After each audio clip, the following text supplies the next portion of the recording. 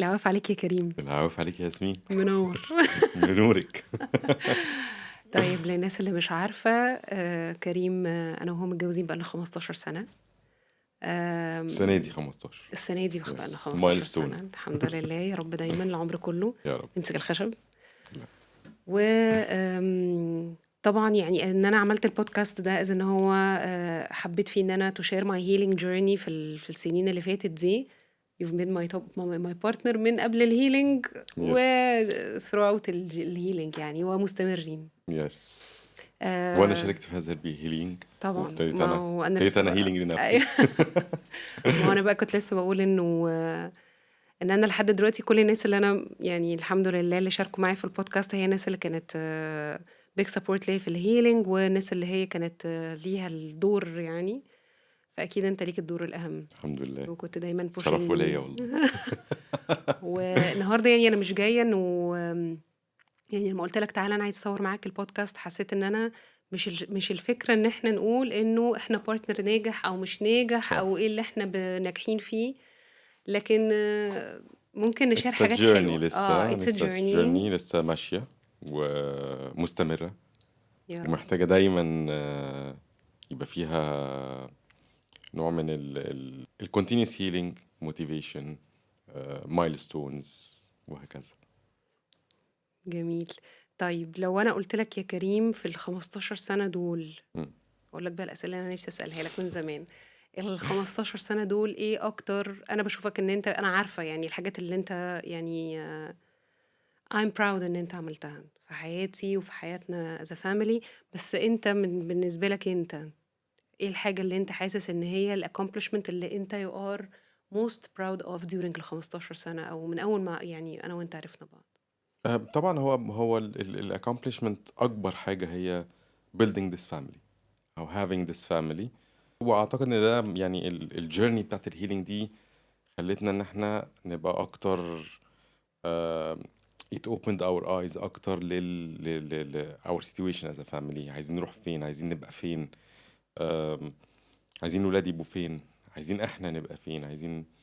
هل هي recipe for success؟ we don't know، بس it's a journey.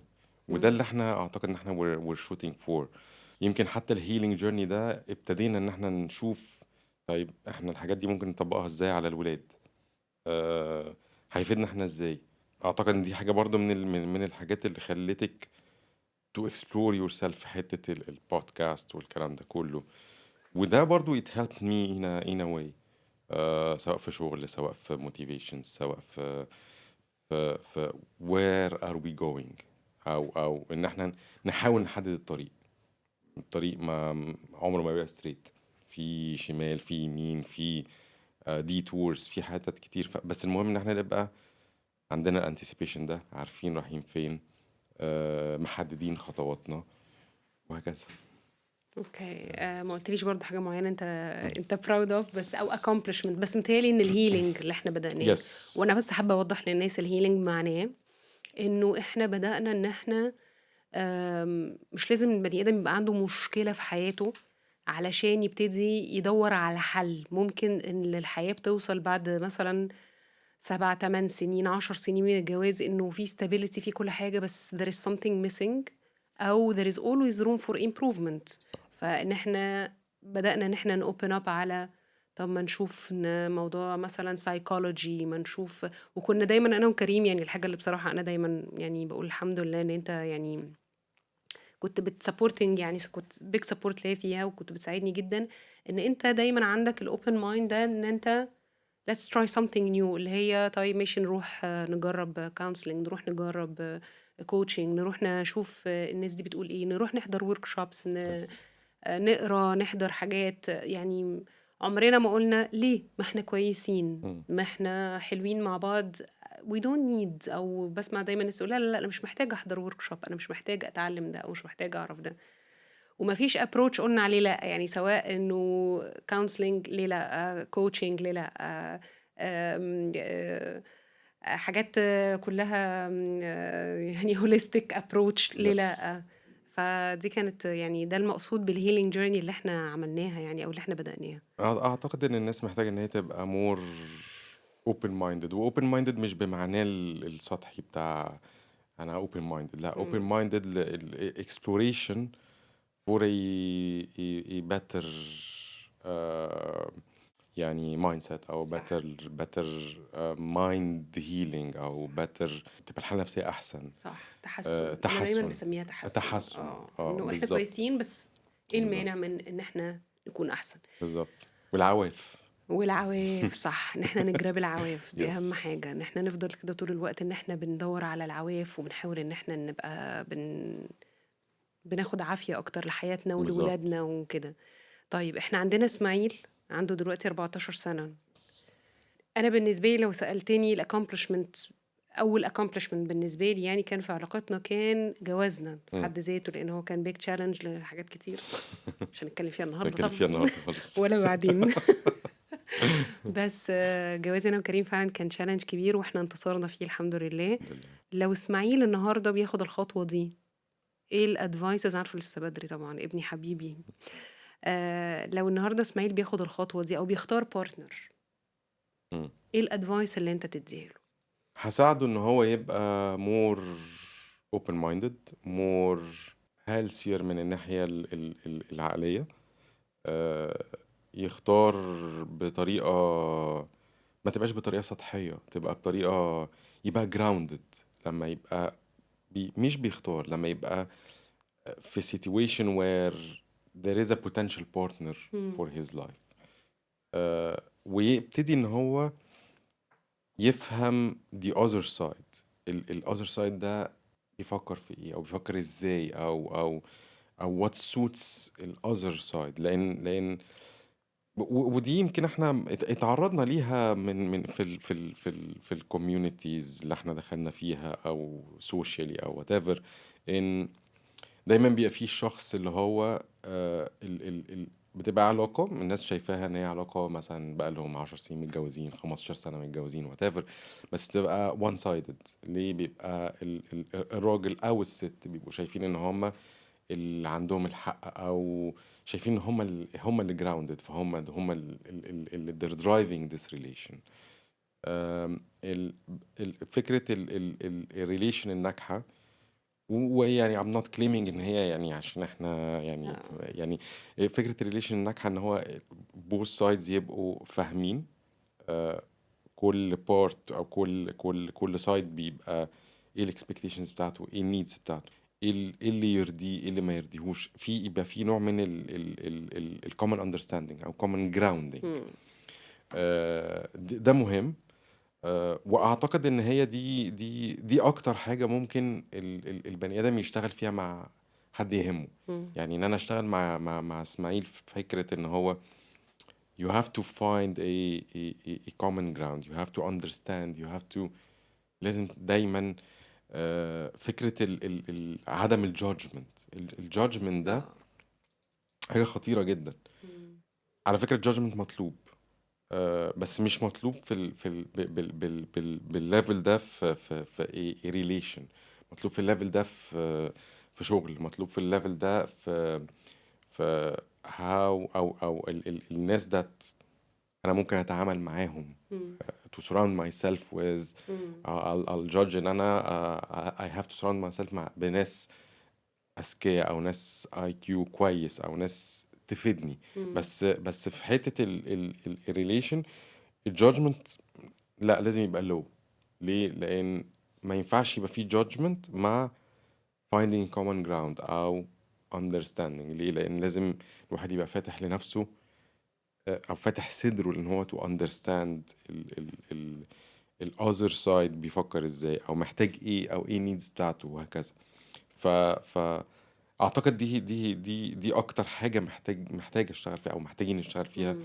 مع اسماعيل to find himself a better to find يعني يلاقي نفسه في in a better place او يلاقي نفسه in a better place with someone. someone. ان شاء الله يا رب.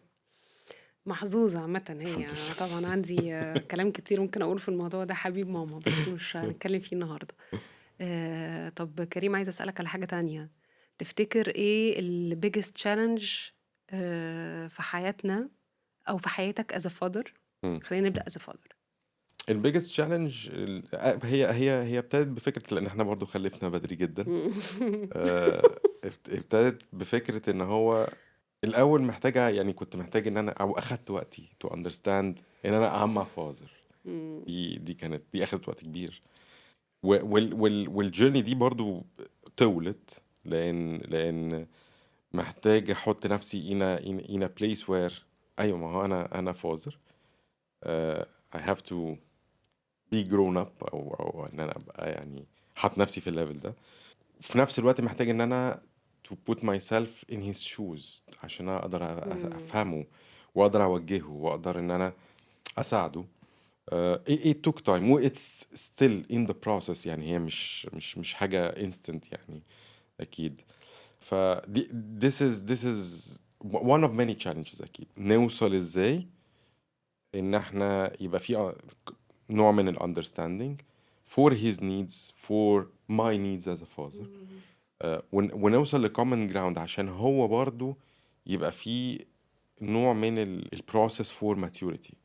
مش محتاج ان هو يماتيور دلوقتي عشان ما نستعجلش بس a process for او a journey for him to mature وماتيور on his terms عشان برضو ما يبقاش فيه الحتة بتاعت ان احنا يعني ودي برضو شفناها في الهيلينج جيرني ان هي كله بيحاول يتأثر اصل انا ابويا كان كذا او ابويا كذا او لا ما هي الدنيا بتتغير والدنيا والكونديشنز بتتغير فمحتاجين ان احنا to set up him based على الكونديشنز that he will face او ان احنا نبقى برضه open minded او open يبقى عندنا an open a kind of open heart ان احنا نخليه يواجه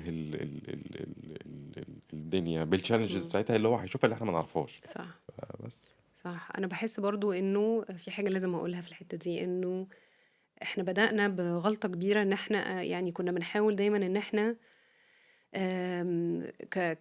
كبارنتس يعني كأم وأب احنا بنحاول ان احنا دايما نتفادى أخطاء أمنا وأبونا مثلا أو حاجات احنا واجهناها واحنا صغيرين فكنا ستيل مش نفسنا صح يس فلما أخدنا وقت عشان احنا فعلا خلفنا صغيرين قوي أنا وكريم وكانت فرحة كبيرة قوي في حياتنا لا الحمد لله دلوقتي بنحمد ربنا الحقيقة ان احنا عملنا كده بس يعني لما خلفنا واحنا صغيرين في الأول كنا بنحاول نفهم ما كناش لسه برضو قادرين قوي ان احنا نستوعب يعني فاخدنا وقت على بال ما فهمنا انه كونك مش مامتك وباباك ده برضو ما يخلكش انت صح محتاج تبقى نفسك محتاج تعرف نفسك علشان تبقى اب او ام يعني صالح لولادك مش ان انت تبقى حد او ان انت ما تبقاش حد فاحنا ولا يس حطينا حد رول موديل ولا حطينا حد ان احنا نحاول ان احنا نعكسه في حياتنا يعني فاخدنا وقتنا على بال ما ظبطت بالظبط برضه طب انت النهارده حاسس ايه اكتر حاجه انت يعني مبسوط منها وراضي عنها في الجيرني دي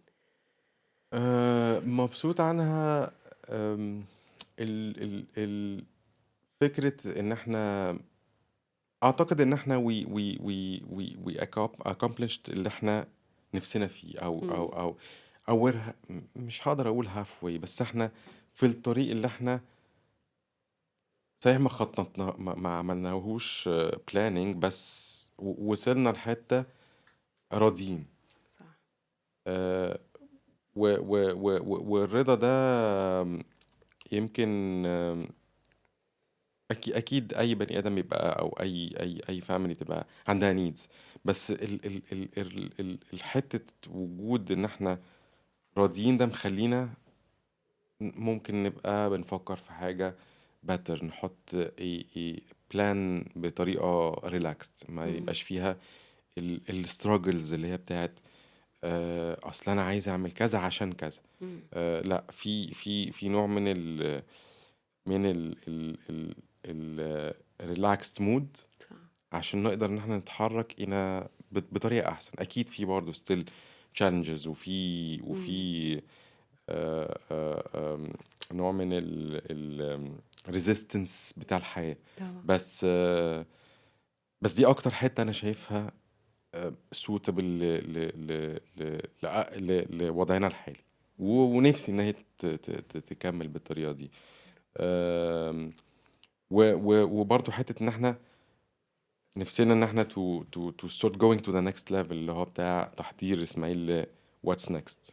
جامعة، حياته، his detachment، يعني الحتة صح. بتاعت ان هو يطلع بقى من فكرة ان هو اصل بابا وماما والبيت والكلام ده كله ل forming his personality اللي هي المفروض ان هي ان شاء الله تكمل. ف ف فاعتقد ان احنا يعني اقدر اقول ان هي احنا هاف واي، بس يعني still في there is a long journey لازم نمشيها. حاسس انك rewarded يا كريم؟ يس طبعا. وده اللي ده اللي مديني موتيفيشن في الحياة عامة، ان هو يعني احنا قلنا بقالنا 15 سنة، بس انا مع نفسي شايف ان انا ال 15 سنة دول كل سنة او كل يعني في ريوردز صح. حصلت، حتى لو كان في challenges، حتى والchallenges دي طبيعية، بس دايما احساس ان احنا rewarded in a way or another بالولاد بالمايلستونز بالكلام ده كله.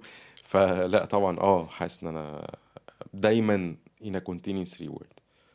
وانتي اصلا يومي يعني انتي بارت كبير من الريوردز دي. ف يس طبعا. المفروض زي مستنية يعني. هي نحكي الحكاية ان احنا كنا طبعا. يعني كريم في الاول لما تعرفنا على بعض انا حسيت انه لا لا لا not for me. انا بالنسبة لي انا عايزة حد يكون هادي، شخصية عكسي خالص يعني.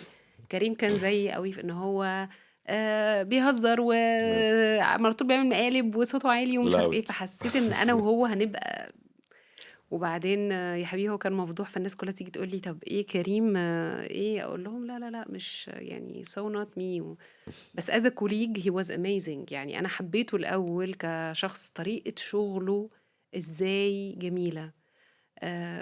وأنا يعني I admire you as a colleague والprofessional life بتاعتك. أنا بالنسبة لي ما شاء الله يعني touch wood برضو، ربنا يحميك يا رب. بس ودايما ببص لك على إنه بالنسبة لي طبعا أكيد أنت شخص ناجح.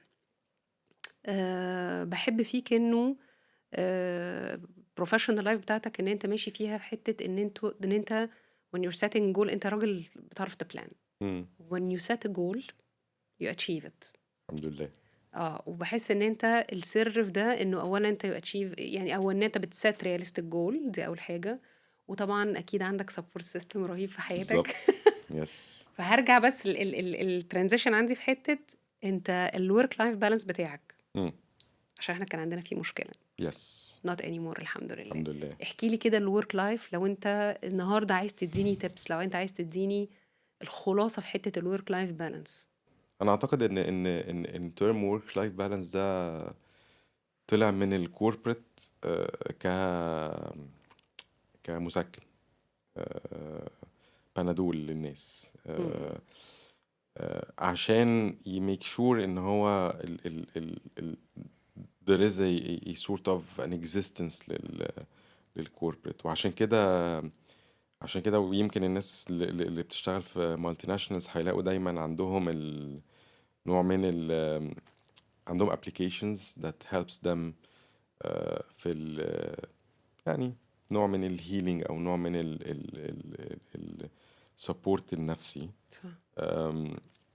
بس هو ستيل في اطار البنادول او المسكن. صح. يت التحقيق ده بيبتدي في الاول ان هو الشخص يبقى ينزل على الارض، يبقى جراوندد، يفهم. ودي برضو ما حصلتش معايا من الاول يعني اكيد، بس يفهم هو ايه البيربس بتاع الوجود او وجودي في البوزيشن ده. هل هو للشهرة، هل هو للفلوس، هل هو لل existence او being present عامة. بقى هو كله يعني انا my idea ان هو بيتمحور حوالين الانكم. طبعا. والانكم ده دايما مش هقدر اقول ان هو محدود، بس هو محدود بفكرة ان هو آم، الناس دايما بتشوف نفسها انا لو اشتغلت 18 ساعة في اليوم versus انا لو اشتغلت 8 ساعات في اليوم. طيب ما هو على فكرة ما انا الانكم واحد. صح. فكرة ان البني ادم لما يوصل لفكرة ان هو burning himself out، هي دي اللي بتقضي على اي حاجة اسمها work life balance. ودي موجودة يمكن، يعني لو طلعنا كده بطريقة هوليستيك يعني هتلاقيها موجودة في 99% من الناس، اللي هو زراعة فكرة ان هو if I burn myself فانا income بتاعي هيزيد، او I'll shine، او I'll be present، او which is not true. ده كل ده احلام فوق. هي لو انا نزلت بقيت grounded هفهم ان هو ده مهم. وجود الشغل ده مهم للانكم، مهم للسيلف موتيفيشن، سيلف فولفيلمنت. بس فكرة ان انا اقدر ان انا اوصل لفكرة ان there is a time for work, there is a time for the family, there is a personal time, there is في حاجات كتير. يعني الشخص اللي بيبرن نفسه ده he will always be burned، وهيوصل عاش 50 60 80 سنة هيوصل لفكرة ان هو ليه عملت في نفسي كده، ليه وصلت ان انا I burnt myself. ف يعني هي فكرة صعبة to achieve، بس الوصول لتحقيق او ان هي يبقى فيه نوع من انواع البلاننج، او نوع من انواع المايلستونز في انا هشتغل قد كده. this is my time وده مهم. this is the family time. this is يعني ده الوقت اللي عايز اعمل فيه صح. الحاجة الفلانية. برضو injecting فكرة ان الناس الشخص لازم يشتغل كتير. دي فكرة انا شايفها ان هي فكرة was injected، صح. وفكرة مش حقيقية. يا لهوي على فرحتي دلوقتي وانا سامعه الكلام ده. انا اصلي قلت الكلام ده كتير، بس يعني Yes. انا الصراحه يعني كنت طول عمري لما كنت بشتغل كان عندي الورك لايف بالانس ده بالنسبه لي يعني priority to the family. بس بتهيألي يا كريم يعني what I want to say انه ان انت كسرت الحته دي عندك لما بدأت اولا تعمل حاجه لنفسك انت بتحبها. ايوه. يس.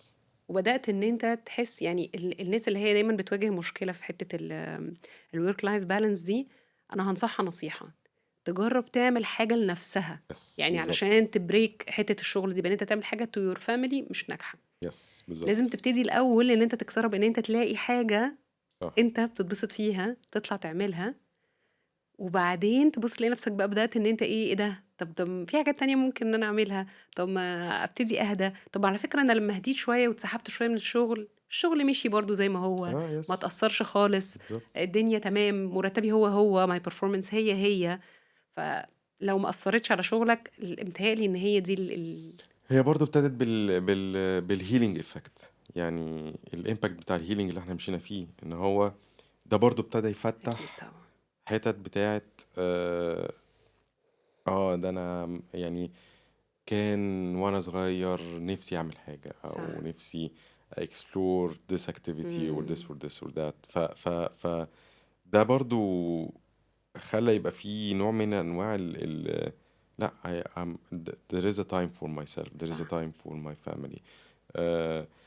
في طبعا هو برضو للأسف الناس دايما they brag about themselves ان هم بيشتغلوا 20 ساعة في اليوم الكلام ده كله، بس هو في الآخر شكوتهم واحدة، اللي هو ما بيشوفوش صحابهم بالشهور.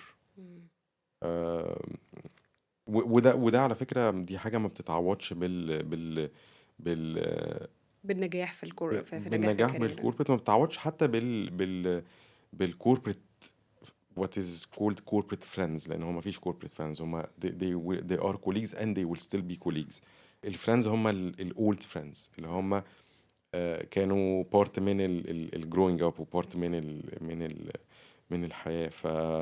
فهي دي الفكرة ان هي ال being burnt دي اوحش حاجة، واحنا وصلنا لها برضو في لازم بقى يا لينا وقفة ونقول ربنا يكرمك يا خلود، وهعرفكم على خلود ان شاء الله في يوم ان شاء ما. الله هجيب خلود في يوم من الايام واعرفكم بإذن عليها، الله. لان هي اكتر شخص ساعد كريم جدا في الحتة دي، يس. وليها فضل كبير جدا ما نقدرش ننكره.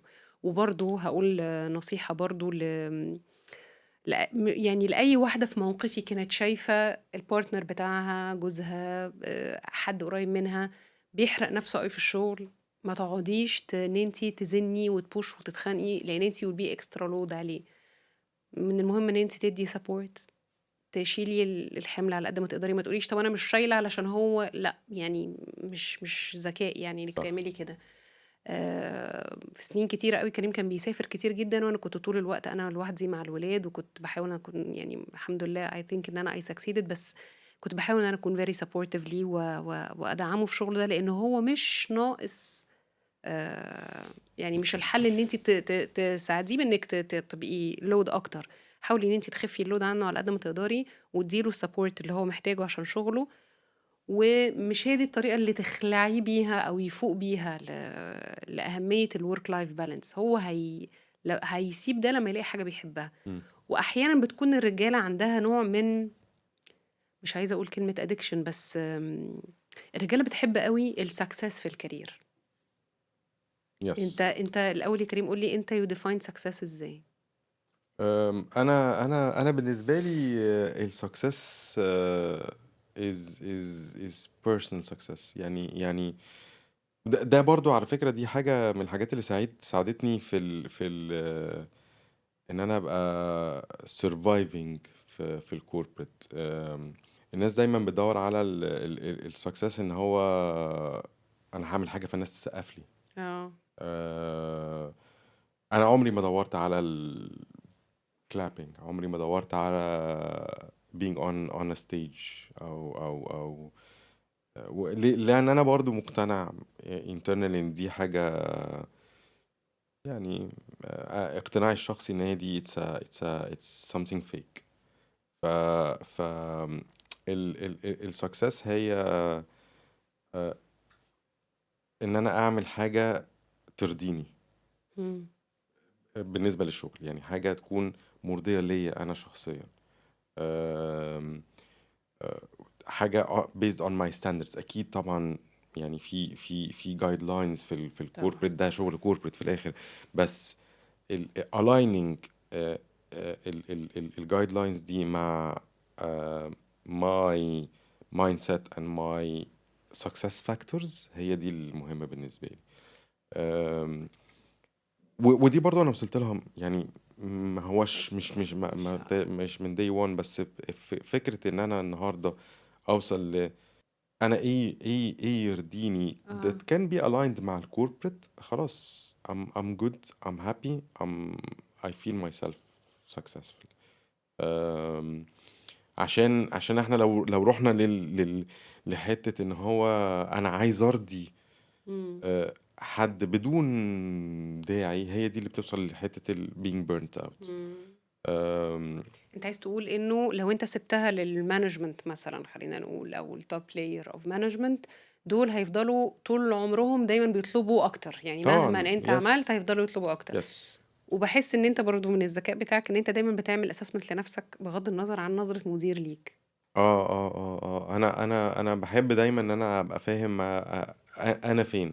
يعني انا بقول ده على فكرة على يس. الجانب الايجابي يعني مش قصدي ان مديره مثلا يقول له انت وحش بس هو شايف ان هو كويس. لا، يس. كريم ممكن يكون مديره شايف ان هو كويس قوي وخطير ومش عارف ايه، بس هو كريم عارف ان هو عنده الحتة دي هو عايز يشتغل عليها. صح. فانا بتعجبني قوي الحتة دي فيك انت بقى. ال ال بالظبط. ال ال الاسسمنت ده، التقييم ده اللي انت بتعمله لنفسك ده، بتعمله على اساس ايه؟ آه، يعني دايما الديب ثينكينج في انا فين، عايز ابقى فين، هل انا in this place راضي عن نفسي دلوقتي، وكمان سنة سنتين هبقى راضي برضو ستيل عن نفسي ولا لأ. آه، this is what is forming النوع ده من الاسسمنت. انا بس my advice دايما فكرة ال being in a corporate. عشان الكوربريت طبعا احنا كلنا بنسمع موضوع بنسمع ترم بتاع الكوربريت politics والكلام ده كله. فكرة الديتاتشمنت، الايموشنال ديتاتشمنت من فكرة اصل انا I'll assume ان this person او this management unit او will support me. لا، ما هو ده مش هيحصل، لان الكوربريت ما بتقفش على حد. ف الكوربريت ما بتقفش على حد. ما يس بتوقفش طبعا على حد. طبعا ما بتقفش على حد. ما فيش حد شايل ده الكوربريت شعاري في على الكوربريت لايف. بالظبط. الكوربريت فعلا ما بتوقفش على حد، ده حقيقي. يس. ففورمينج موضوع الديتاتشمنت ده مهم. وانتي برضو كنتي بارت من الفكرة. كان عندنا كذا وقفة مع النفس كده، اللي هو لأ، محتاج ان انت detach yourself، محتاج ان انت to detach yourself emotionally. يعني التدخل ده بيحصل Yes. برضه عشان يعني لما شفت قد ايه هو بقى مأثر عليك نيجاتيف. Yes. يعني انا دخلت لما حسيت انه اوكي احنا دخلنا بقى في ايه، يعني كنت الاول انت لا بتجري بتجري بتجري بتجري وتحرق في نفسك، بس بالظبط. انت فرحان صح. وانت الحمد لله كويس. Yes.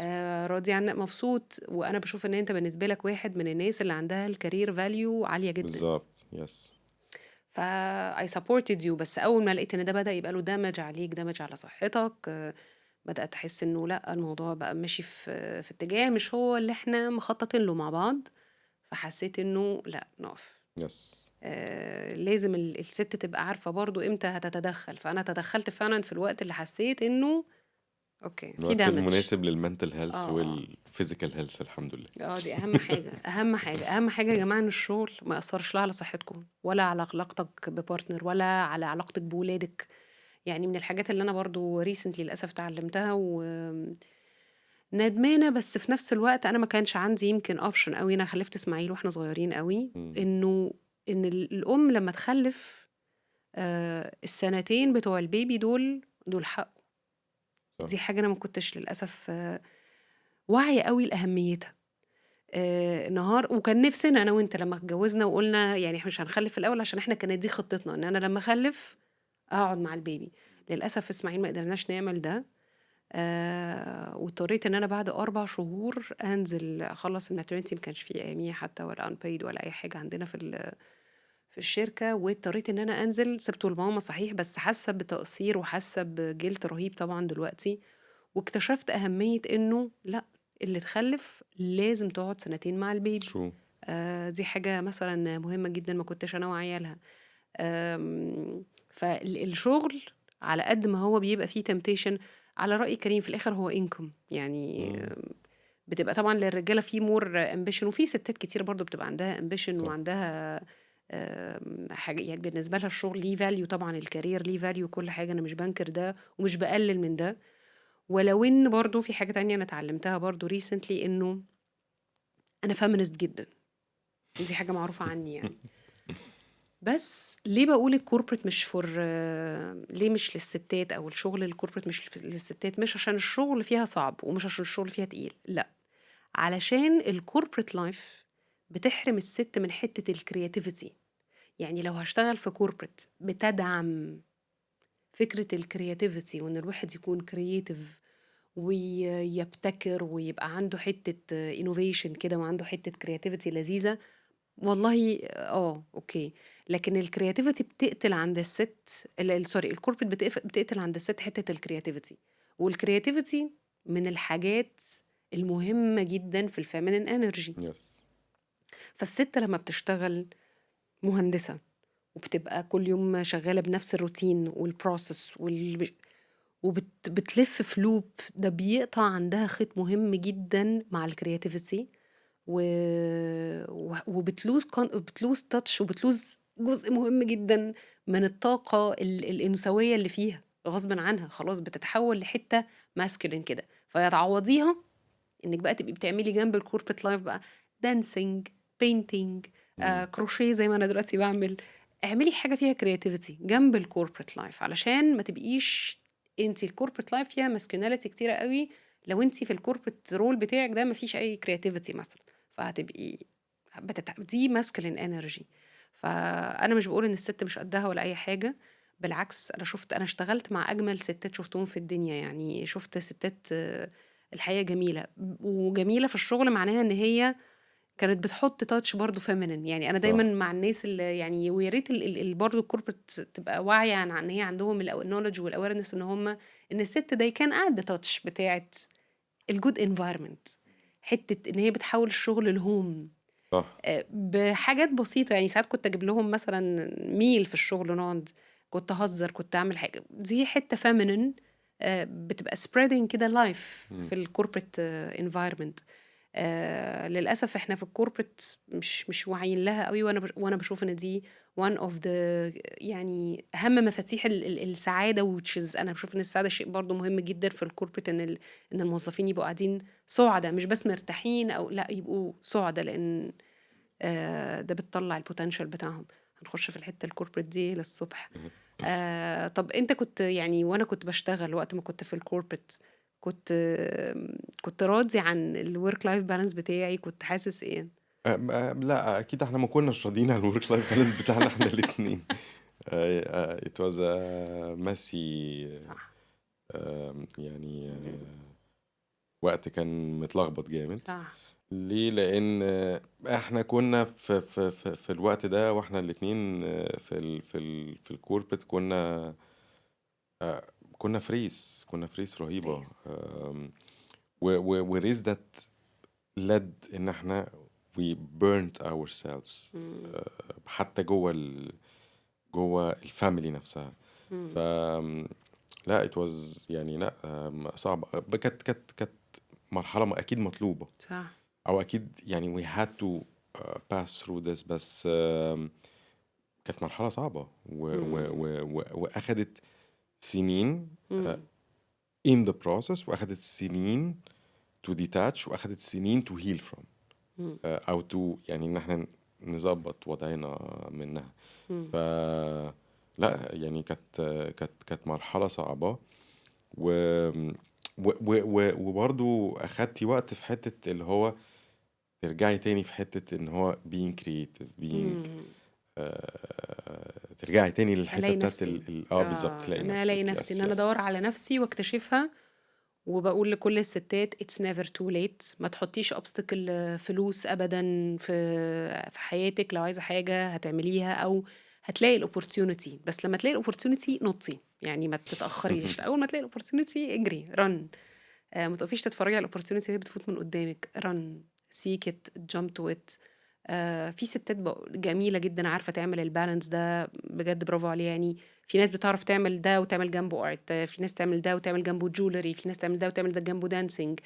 اعملي، افتحي لنفسك بوتنشال، افتحي لنفسك على قد ما تقدري. يعني انا ما اقدرش اقول ان انا نموذج ناجح ولا مش ناجح في الحته بتاعه الكوربريت دي، بس انا ما اقدرش انكر ان كريم ساعدني كتير along الرحله طبعا. هي الفكره ان انا وكريم ما بنوقفش مع بعض، احنا we pick our battles. مش معناه ان بارتنرز ما بتتخانقش، وعلى فكره لما تبقى البارتنرز ما بتتخانقش دي علامه وحشه جدا.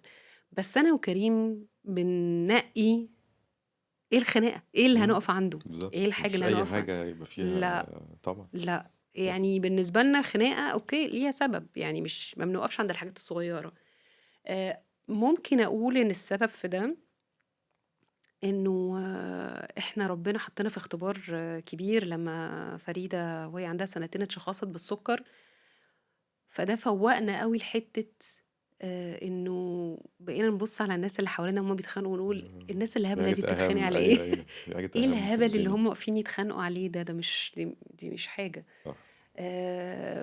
كان بالنسبة لنا تشالنج كبير قوي. احنا الاتنين بنحاول نفهم السكر ده ايه وهنعمل ايه وهنتعامل مع ايه، ولا زلنا يعني طبعا لحد دلوقتي يس. بنلف حوالين نفسنا منه. بس بالنسبة لنا احنا عندنا ميشن كبيرة قوي، فبنوقفش عند الحاجات الصغيرة. مهم ان احنا نفضي، يعني لما تبقى في حاجات صغيره كتيره جوه اي بارتنر، لا لازم نتكلم فيها طبعا وننقي الوقت ونقعد ونقول. تفريغ. تفريغ ساعات بتطلع تلقيح، ساعات بتطلع بالظبط. بهزار. يس. كريم كمان عنده الحته الساركاستيك، فبيعرف يقول الحاجه مهمة. اه. it's very important على فكرة. مش حاجة وحشة أبدا م. إن أنا أبقى غلس مع حد. لأن دي بتطلع شحنة. ممكن يبقى فيها نوع من أنواع الكنس بعد كده أو التنظيف. تنظيف. بس it is important. وهي هي برضو بتحقق فكرة اللي هو لا، ما هو ده في priorities. let's be grounded. let's understand احنا فين، رايحين فين، عايزين نروح فين. فالventing ده مهم. سواء الventing ب يعني مشكلة تستحق venting أو حاجة لا تستحق الventing بس محتاجين نطلعها. صوت يعني مثلا م. محتاجين نطلعها. فموضوع الventing ده مهم. وبرضه ده باك للكوربريت لايف. لما انا ابتديت اتكلم اه وانتي برضه عملتي مجهود في ان انا يعني تو انلوك ذس معايا. بس يعني لما انا ابتديت اتكلم ابتديت اوصل لتفكير تاني، لطريقة تانية في التفكير، لطريقة تانية في where do we need to be at والكلام ده كله. فventing ده مهم. وventing في in a family أو within couples it is important. لأن لو مفيش venting فهنفضل طول عمرنا مش فاهمين النيدز بتاعت بعض، مش صح عارفين احنا عايزين ايه، مش عارفين احنا رايحين فين، مش عارفين محتاجين ايه. صح. بس هي برضو حاجة مهمة قوي لازم تتقال عن الفانتنج، انه احيانا بيكون اللي عامل البلوكينج بتاع الفانتنج ده لما بيكون شخص عازل نفسه عن مشاعره، فهو مش عارف يفنت.